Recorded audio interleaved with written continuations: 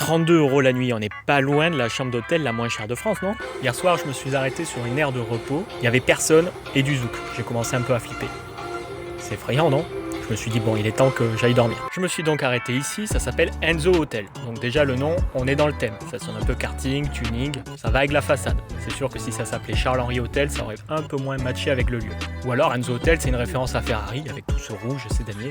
Bon, à ce prix-là, il fallait pas s'attendre à un réceptionniste en costard et un voiturier. La borne marche nickel, en 2 minutes chrono, hop, on est dans le lit. Franchement, pas mal du tout la chambre, hein. C'est propre, il n'y a pas de taches suspectes, enfin pas trop, pas de puce de lit qui sautille, déjà c'est rassurant. Une innovation de dingue, devrait y en avoir partout une télécommande intégrée au bord du lit. C'est un grand luxe.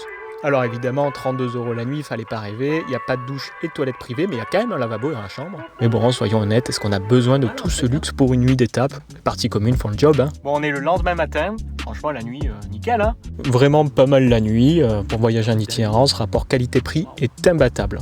Ouais, j'avais pas vu, il y a même une terrasse au vert, des cages de football et des filets, stop. On prend la route pour le sud, n'hésitez pas à vous abonner à ce compte, ça fait toujours plaisir. Et on se retrouve avec des anecdotes et des voyages minutes très vite.